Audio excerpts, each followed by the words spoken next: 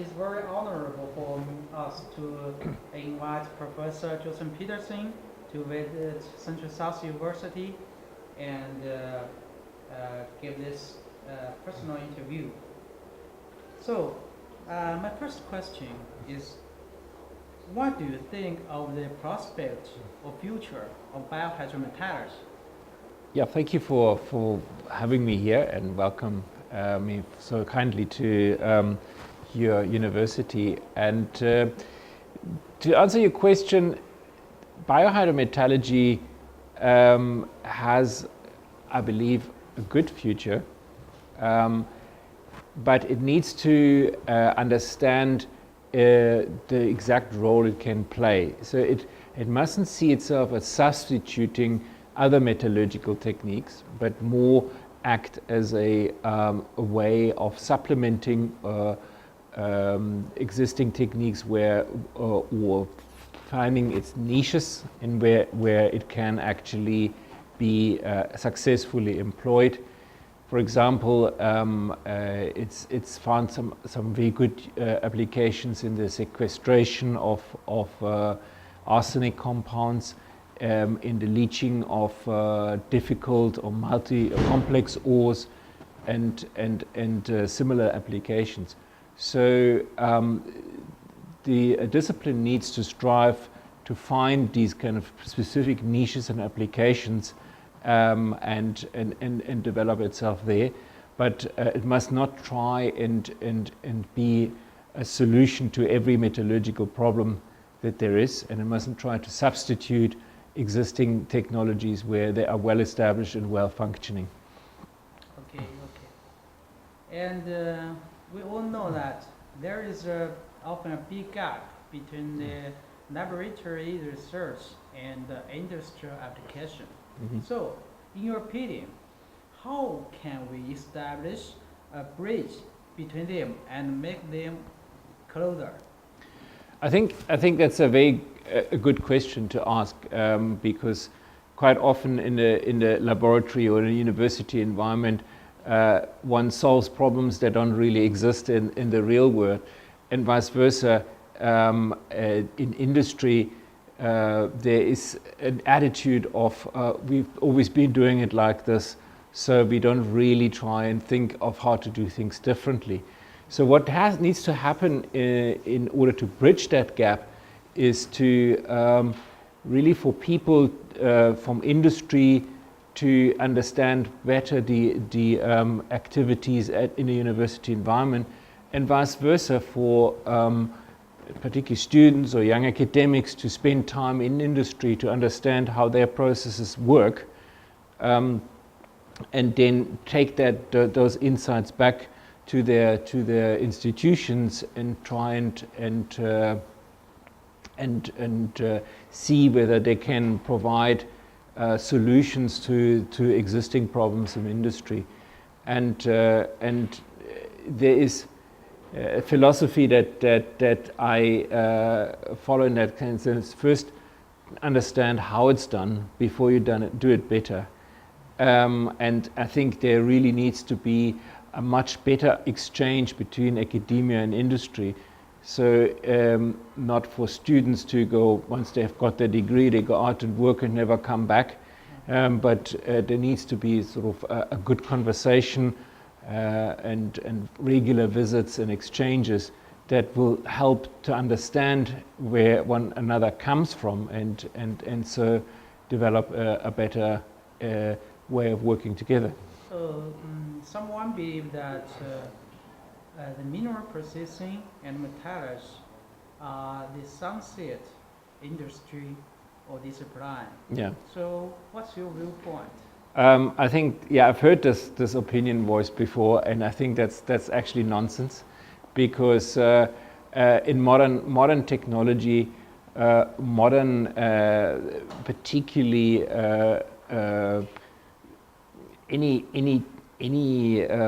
device that you use these days, if you say you use your phone or whatever, there's metals in here. If you just look around, you have to look hard to find something that does not contain metals.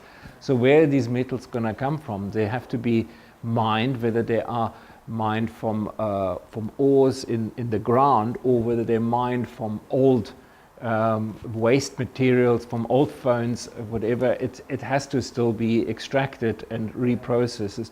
So the technology that revolves around that will never go away completely, but it may be well shift. So the types of materials that are getting processed, the type of mining, the very nature of mining may very well change, but it's certainly not going to go away. Right. I think we always need talents or technology of both mineral processing and metallurgy. Absolutely, yeah. So, we know you are the director of the postgraduates of University of Cape Town. So, in your opinion, what kind of talents do we want to cultivate or train, especially in mining and metallurgy? I think well, just a small correction. I'm just the director of our department in postgrads in our department, but I think in particularly in postgraduate studies, I think it's very necessary for students to appreciate again how the industry works, but bring in fresh ideas. So that's particularly what you want from postgraduate students is and trying to do things a bit differently, look at things a little bit more deeply, sort of challenge the existing understanding. So what you want to look for in a postgraduate student is actually someone who has new ideas, rather than just to say, I want to just do what everyone's done before and I just want a degree because I want a good job. Yeah. But you want someone who actually has comes in fresh ideas into the process. Have I ever told you the famous strategy of double world classes? Yeah. Yeah, which aims at constructing some world top universities and disciplines. Mm-hmm. Fortunately, the disciplines of both metallurgy and mining are selected as the candidate of world classes disciplines of Central South University. Yeah. So do you have any advice on the construction of world classes disciplines? Yes, I think what if you want to be world class, you need to understand what the best in the world are doing. Yeah. So you need to look around and collaborate and learn from the best that there are, and see how you can adapt that to your particular discipline. And I think it needs to go beyond just saying you want to publish more papers, or you want to do more, visit more conferences. So it's also about actually putting real projects, real technology ideas into practice. And I think that is why it's also quite critical that in the technology disciplines, you do work with the industrial application. And I think what you should try and develop is a couple of flagship projects. So to identify a particular mining sector or a particular process that you want to improve, and really sort of demonstrate how you come up with new ideas and establish that in your particular discipline, and then obviously demonstrate the skills that you've developed in that context. So we should also apply our technology into industry. And just like we mentioned before, we established a bridge between the laboratory research with the industry application. Yeah, absolutely. Because it is, I mean, these are technology disciplines, so they can't exist without the actual industrial application of those disciplines. So it's different if you wanted to be a world-class scientist, a pure scientist, or in mathematics or whatever, where you can actually just work on abstract problems. But in a technology disciplines, in order to be world-class, you need to combine your ideas and that you develop in the universities, in the laboratories, and bring them out into the field, into the practical application. So we know that University of Cape Town is very famous, especially in the areas of mining and metallurgy. So we two universities have many things in common. So in your opinion, how can we collaborate or cooperate with each other, especially in the areas of mining and metallurgy? I think it is a matter of visiting and spending time and ideally work on some projects together. Particularly, for example, okay, now South Africa is far away from China, but I know that you mentioned to me previously there's a lot of Chinese operation interests in Zambia and the Congo. Yeah. So those dealing with mining and metallurgy, exactly. Yeah. And we actually have at UCT also links into these operations. So to set up, for example, a triangular collaboration where we say we work on different aspects of the same problem, and then have frequent exchanges of academics, of students, and also site visits at the operation, and thereby create a sort of common understanding. And I think a lot of it has to do with just spending time with one another. It's and not just by writing, papers in different places, but actually by conversations and throwing ideas around and making that work. Yes, both Africa and China are very huge market. Yeah. And the cooperations between Africa and China is more and more.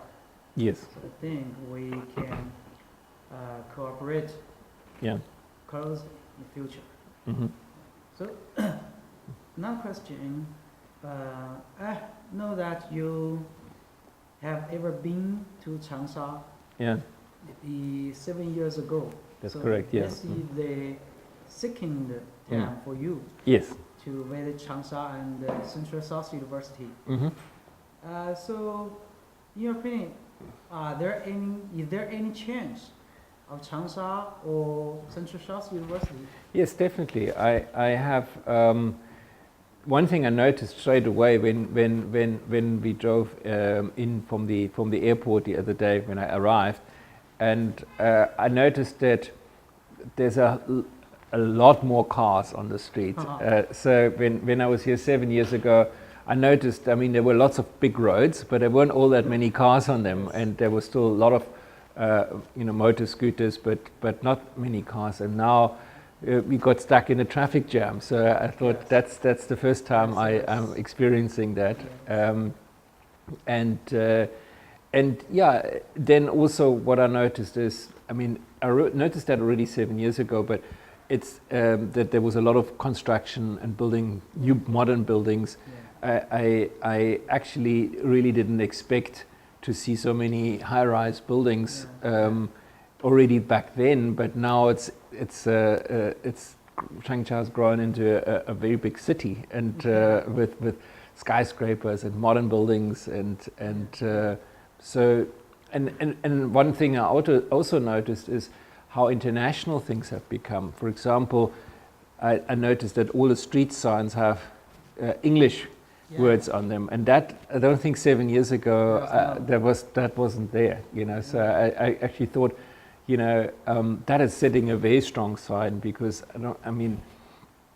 as a foreigner to say, before I wouldn't have been able to find my way around, and now suddenly I see English signs all over the place, and that sets a very strong sign to say we're we're open to the world. We Yes. want visitors to come and exchange with the rest of the world, which is great. It's a fantastic development. Yes. So you will visit Changsha more times in the future. I very much hope so. Yes. Yes. So except for the above questions, Mm. do you have anything else to see to the audience? Not really, but I think I would like to say again, thank you very much for welcoming here, and I very much hope that to be back Yes, of in the course. future, and that we can really develop a strong collaboration and really get to know each other's cultures also, and you know how I pronounce all the Chinese words wrong, but I'm trying to learn that. That's different. Yeah. That's different. Yeah, and so I'm trying to learn that because I've become curious to learn more about Chinese culture, and that's always been very closed up, and now it's become much more open, and I think it's a great development. So thank you. We will know each other better and better. Yeah. And finally, we can collaborate with each other more close. Yeah. More closely. Mm. Yeah. Yeah. I thank you. Well, thanks very much. Thank you very much. Yeah. Thanks for your invitation.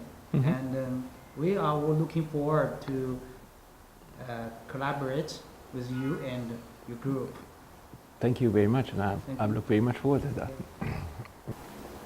Actually, we have also discussed before. Now there are many fans supporting the international collaborations. Yeah. Yeah. For example, the Natural Science Foundation of China. Mm-hmm. There are many international projects, Yeah. including China, Europe, Mhm. China, North America, China, Africa. Yeah. Also, there's one important international Mm-hmm. project supported by China and the South Africa government. Mm-hmm. So, in future, we can try to apply for the projects. Yes. Yeah, and collaborate, Mm-hmm. do many things. Yeah. So, do you have any advice on it? Yeah, I think what's important to understand in such collaborative projects is it needs to be beneficial to both sides. Yes. You know, it mustn't be a thing of that. Okay, we can come and visit in Changsha, and you come and visit in Cape Town, and somehow that's all of there is. You know, because to have a true collaboration, you need to do actual work in both places, and then have regular exchanges. Yeah. So so the funding that it needs to cover not just travel, but it needs to cover actual research projects, and it needs to say, well, it needs to obviously thresh out exactly what the project should entail. So what you want to research. Say, for example, dealing with biohydrometallurgy, saying so you want to look at heat bioleaching of electronic waste. Let's just make that up, okay? So heat bioleaching of electronic waste, and so we need to say, okay, can we bring our specific expertise together to say, okay, we create, for example, have a common sample of material to work with, say electronic waste, whether that's collected in Africa or in China, but to say, okay, so we're setting up similar experiments in both places, and we're researching different aspects for the experimental conditions, to say, okay, we're doing it at this temperature and you're doing it at another temperature. So to make sure that it's that the work is actually happening in both places, and then one has students that work on those that then perhaps spend time at the other institution in order to kind of also learn about similarities and differences, and then work on those projects really together, and then work on the data together, and then produce joint publications, or if it's a technology project that's then being brought into an actual operation, that again one does work on this in a joint fashion.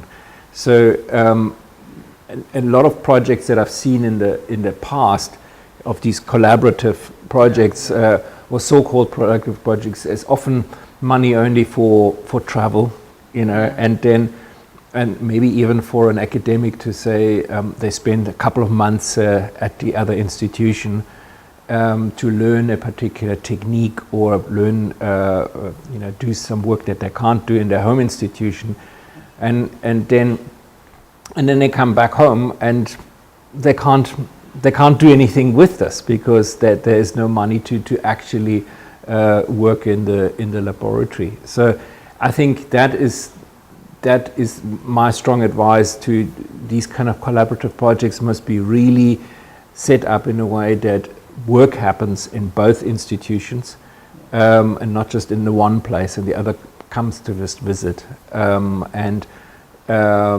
It must be on a similar project to just create the flow of ideas and frequent exchanges. Yeah.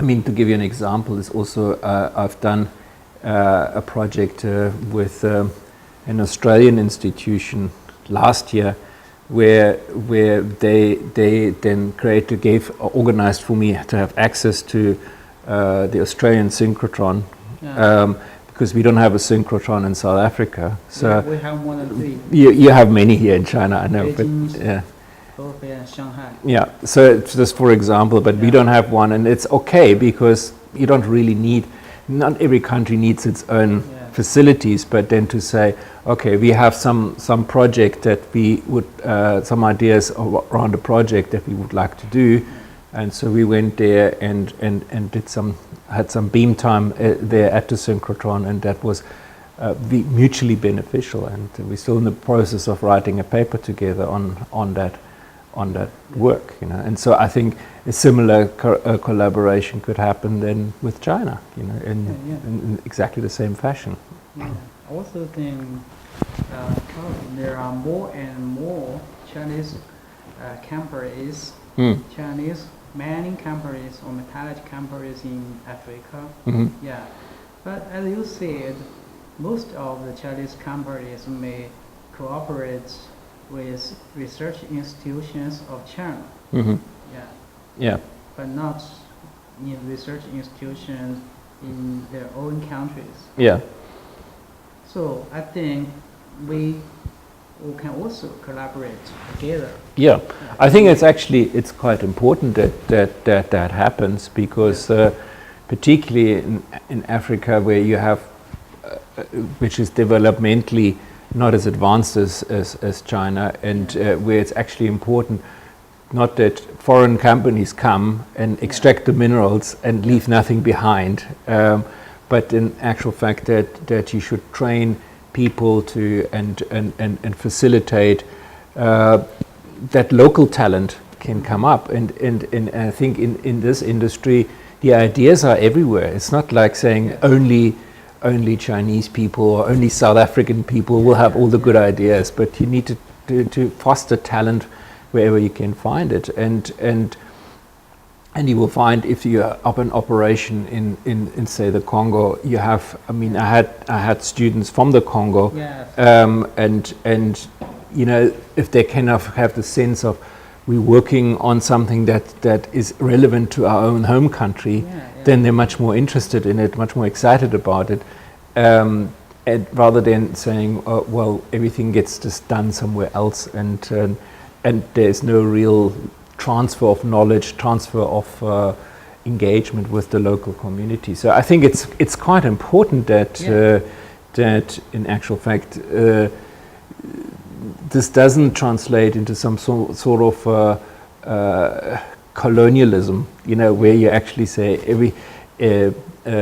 everything is done back in the home country of the company, but it's actually really, it works much better for the recognition if there's a local, development of local talent and local interests. We all have our advantages and disadvantages, so that is why we need to cooperate together and contribute more to the industry or our academic research. And it's really about people, develop people's talents, people's interests, and because, you know, if you develop one person with academic and or business skills in the country, they will start to spread that and help develop the local economy, and that's an invaluable contribution. We challenge institutions. Sometimes we don't know too much about for example, the local laws, local or the habits of the local people. Something like that. But you understand more. And you also know more about the characteristics of the resources. So I think we can collaborate together. No, that's definitely something that we can contribute, because we understand, at least we're based in Africa, so we understand African habits and customs a lot better than you would in coming from China. But at the same time, we need to also learn about the Chinese culture and see learn from each other. Exactly. Exactly. And I think that's what it all collaboration is, a willingness to learn from one another. Collaboration, but not competition. Exactly.